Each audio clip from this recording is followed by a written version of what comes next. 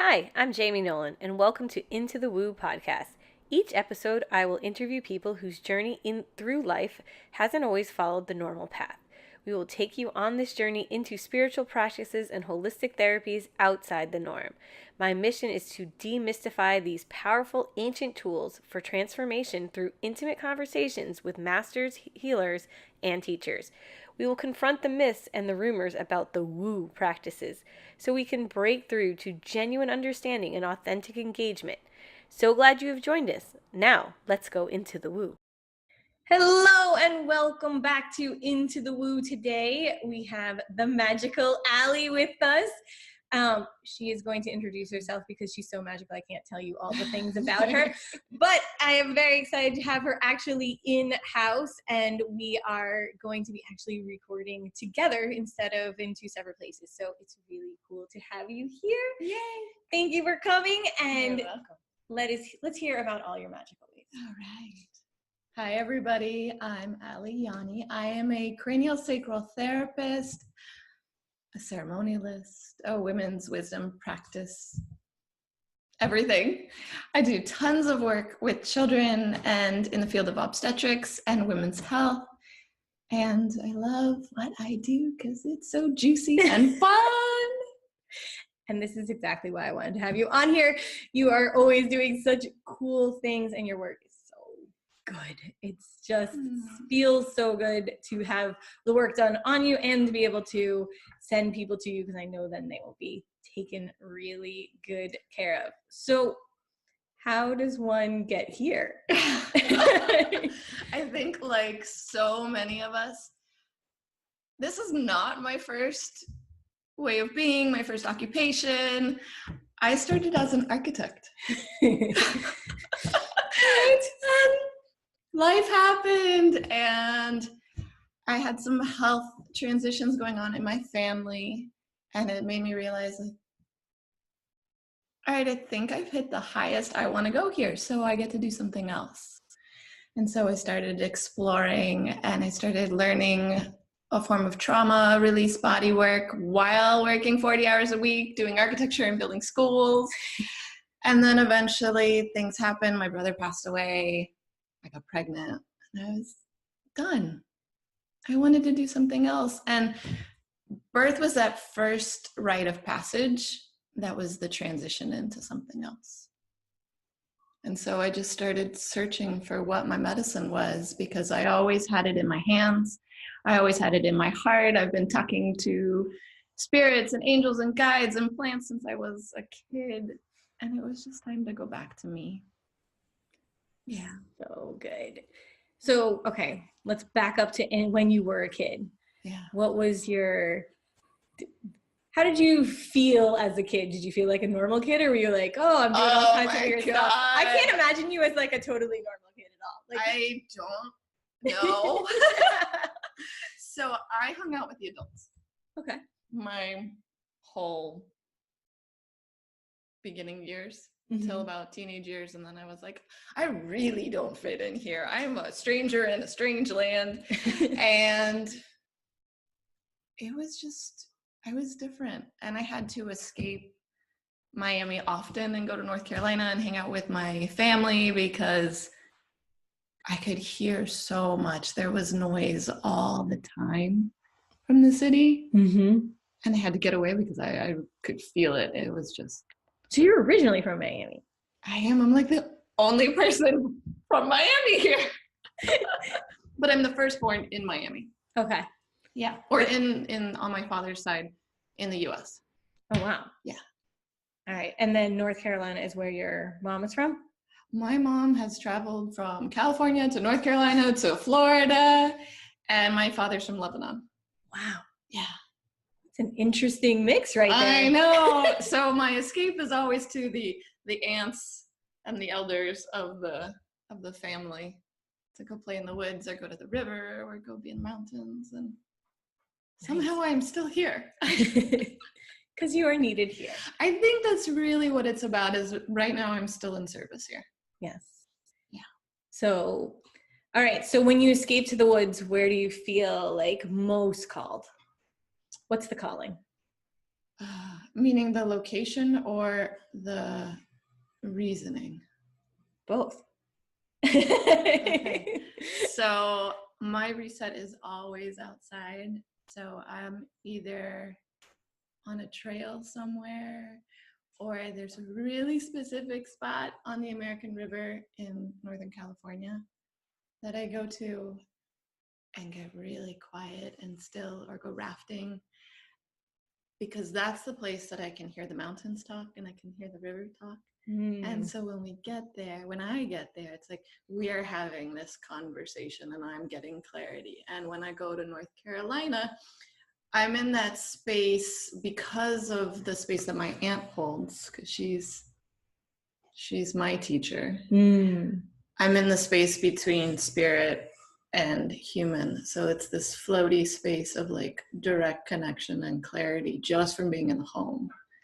I don't have to do anything. I just show up and I'm like, okay, here's the information. And here, I'm going to give you that. You're going to give me this. Okay, I feel good now. I can go.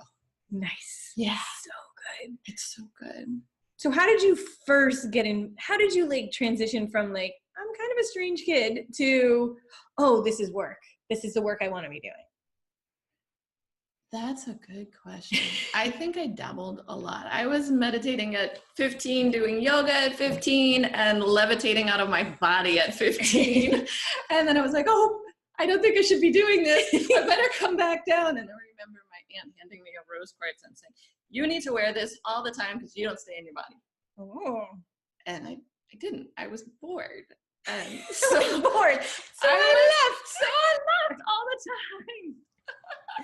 I'll come back when I need to. Yeah. And then I think I did what most of us do, and I did what was expected of me. Mm-hmm. I went to college. I wanted to go into industrial design, and the scholarships I got for art school were not enough. So then I saw architecture, and I was like, yeah, I can do that. I did it really good with my eyes closed. And then at some point, it just wasn't feeding me. Right. It wasn't feeding me anymore. And then my brother got sick with non-Hodgkin's. And the more I was watching how the system worked, it didn't work. Yeah. And I grew up in a house where we were all herbalists. My grandfather used to work for the EPA. He was the one who saw these crazy things happening. So he was the threshold who said, we're not doing this the way everybody else does it. Good. Yeah. And so he was the gift. And he taught all of us. And so at some point I was like, I'm done. So we started sneaking vitamin C to my brother in the hospital because you weren't allowed to do that.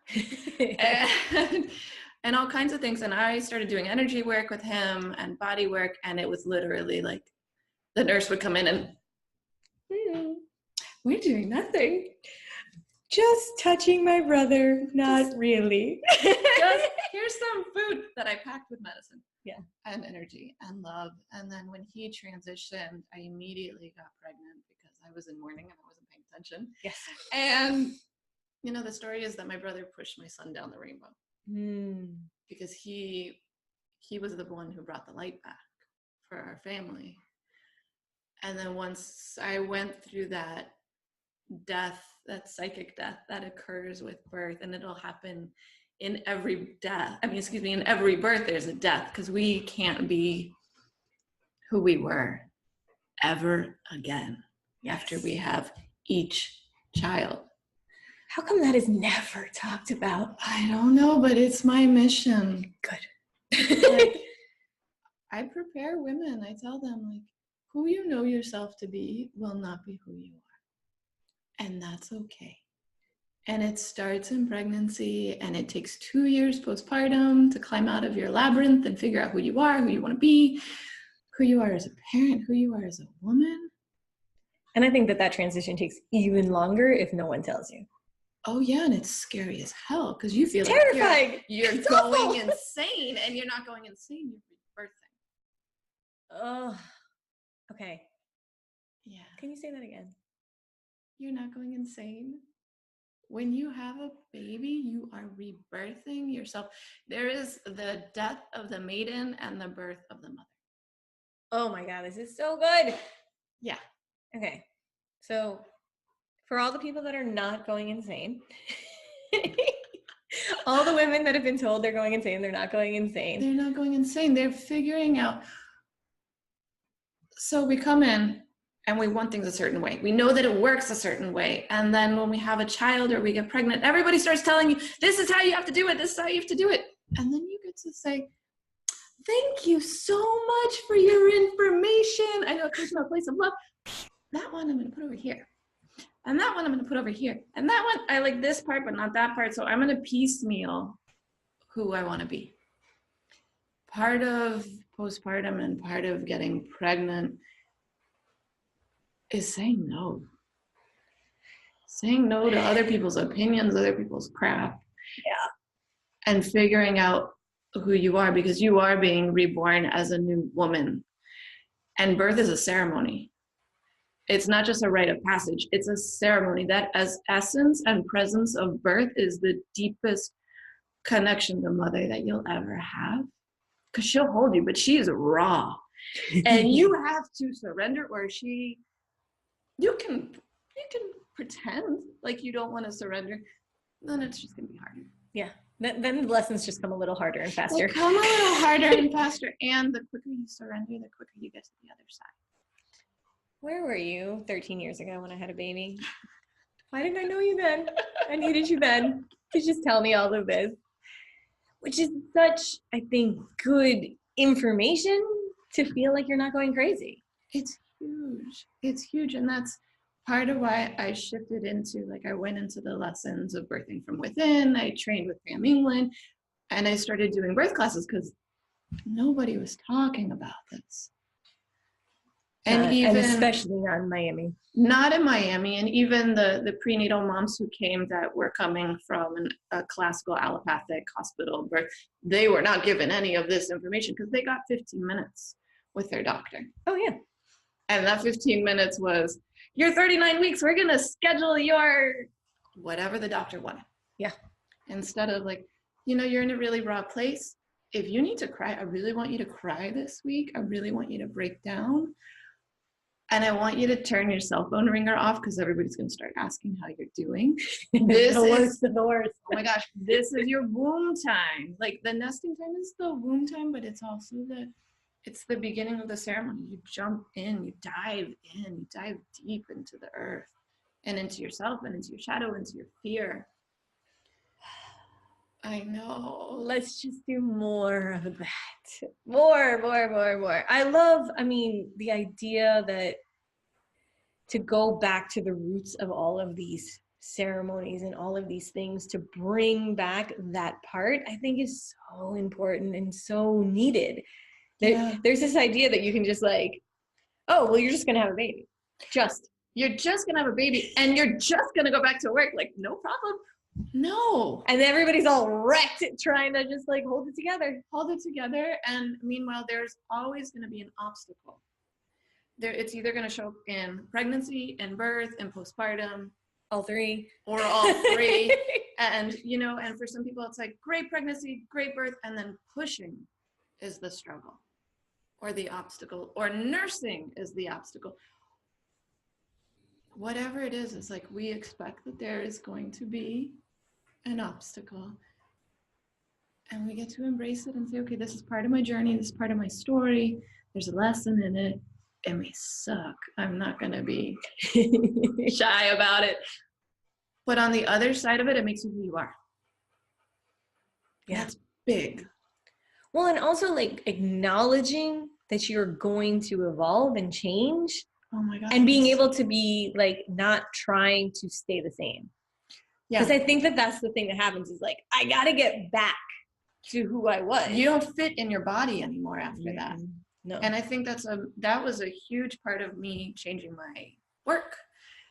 There was no way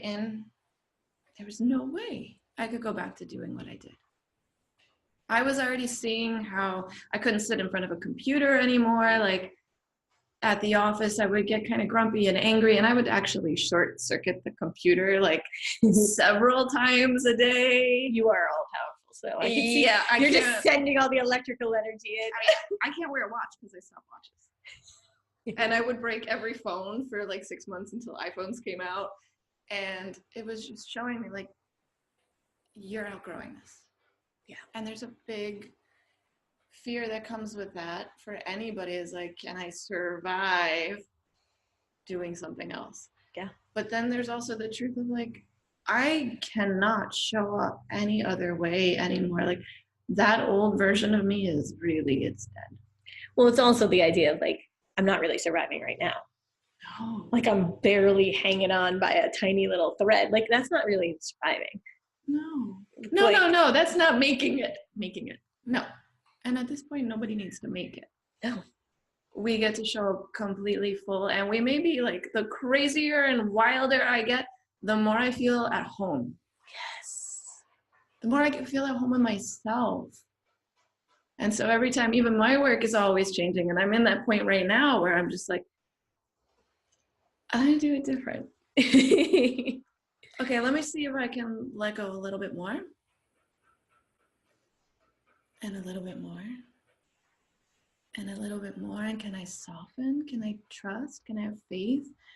And soften, because the more I soften and release the resistance, the more I'm coming home. Yes. And who doesn't want to go home all the time? Right. Let's live at home. I'm going to go home to the grocery store and walking down the street. Like, I get to carry home. Yeah. In your body. In my body. And there's always that fear that we live in with like separation from spirit or God or however you want to call it. And that sometimes we're like, I want to go home. I don't want to do this anymore. I don't want to be human. It's reconnecting from the heart and from the womb. And especially as women, like our centers are our heart and they're our womb. And how quickly can we return to love and connect to spirit and be at home, remembering there is no separation. Yes. So it's big. Needed. Big. So, okay, as you transitioned in all the way from architect to healer. Yeah. What did it look like? Because those things are never that you can like, oh yeah, I did this. Right? Oh, no. We can gloss it over, but the reality is like that's huge. It's huge. And from then to now, I have 2 kids, and they're 2.5 years apart, and they're both boys, and they're 8 and 10 now. And so I did everything from I'm raising my boys, and I'm covered in milk, and I'm working part-time and starting my practice. So here, take the baby. I have 2 clients. I better put some clothes on that don't have stains on. There are no clothes without stains on them. And then going in my office and getting grounded and praying and connecting and knowing that whatever shows up is perfect, that I am completely taken care of. And in that time period, there was every wave of change. Me trying to find a school for my kids. And not being able to afford the school I wanted to send them to. And me homeschooling my kids for 3 years while having my practice. You're a brave woman. I was a brave woman. I was always dirty. And then it's always dirty. I'm always dirty, which feels like home, but not when it's like milk and other things. No. And then eventually I needed more transition, and I wasn't getting what I needed, and I wasn't being fed in my relationship. So that transitioned. Mm-hmm. And when that fully transitioned, I swear 1,000 pounds came off me. And it was the hardest thing I've ever done in my life. I bet. Holy moly, terrifying. I don't regret a thing. And it was within a week of having my own place with the boys that I thought, I got actually really mad at myself. Really? Yeah, because I thought, why have I waited so long to take care of myself? And I got that the agreement that we had was to bring in these boys and raise them to a certain age. And when we hit that age, it was like, we fulfilled our agreement. We got these boys to a stable point. Now we get to release, and I feel like everything is lightened and taken off from that point, and nothing is in the way of my work now. So good. It's amazing how the thing that is holding you back, right? You have to like release it and really like, it's so terrifying and so scary at the moment. But then as soon as you do, you're like, oh, it's like, yeah, shook it up. I got more space in here now. Yeah, and I'll say I resisted for years because I also felt the need to provide for the boys and keep it stable, and like a lot of women do. And I was homeschooling them and working part-time, and then I was like, how am I gonna make rent? How am I gonna do these human things? And then at some I don't point, really want to live in the human world. I don't want to live in, I flowed. I'm like, and then at some point I really heard like, it's time. Nice. And I was like, okay, I'm going to take my hands off the wheel completely and let you drive. And I've had my hands off the wheel ever since. And man, it feels good. Yeah. Trust was conditional with me for years. It was like, I trust as long as it's like this. Like this as long as it's like this. Now it's, and I go through it now. I'm like, oh, I need to travel monthly to go take care of family. Okay, you get to take care of me because I get to take care over here. I have no doubt. And then there's no question anymore. Well, and it's interesting, once you allow that trust in, that it's usually so much greater than what you could have imagined. Oh my gosh, yes. You're like, oh, I wouldn't have thought to do this. Because you can't make that stuff up. No. And even when you have full trust, then it's like fine tuning it. Like, oh, let me see what miracles show up today. Let me look for those miracles, where before I would just be like, oh, that was nice. Now I'm like, oh, I requested something. It showed up super fast. And I know you get that all the time. Oh yeah, all the time. That's my, to be able to put the gratitude of what I was asking for, like in it immediately, I find is the thing that just brings that stuff even faster. It's like, oh, I'm going to like trust that this is going to work out. Mm-hmm. And then not when it works out, be like, oh yeah, it worked out, but be like, oh, it worked out. Yeah. Like, this is amazing. And thank you. And I will then take care of this and maybe go to something even greater because I didn't even imagine it to be this good. Yeah. And that is something that is, you know, as you learn that piece, I think it's so interesting to see life unfold in these ways where you're just like, oh, right, it's even better. Oh, it's even better. Right. And it's making the request and then like just trusting how it shows up and being okay with however it shows up. Yeah. And sometimes when things don't show up, to trust that it's not your thing. Right. Or it's not the right time. Or it doesn't need to happen because you can do something even better. Right. It's that whole thing. I was even reading about it this morning. Like you make a request and you're like, I want to get published by this one group. You're so fixated on that like you're missing that somebody else who's even bigger wants you to show up. Or somebody who's going to back you even better. Right. And they're going to like really show up for you. Yeah. It's like, I don't want to publish you. I want to take you around the world. Holy moly. Yeah. It can be huge and it doesn't have to be hard. No. No. And so that's my favorite. It doesn't have to be hard. It doesn't have to be hard. And that death that always comes. I do want to bring up like, it's not just in birth. Right. Birth is like the most in your face almost. Like obvious. Like, obvious. Like holding it. Heavy almost. Very earthly. But we all go through waves where it's like we get to kind of we're like rising. We plateau for a little while. This is really good. Once it gets really good, you know it's time that things are about to shift. Things are gonna shift. Things are gonna change. But it's that whole thing. Like I'm making a request. So if I mean it, everything is gonna organize to possibly kick my butt to get me to where my heart is even more open. Yeah. And so needed to like the idea of you need to have the death to have rebirth is something we're just not taught.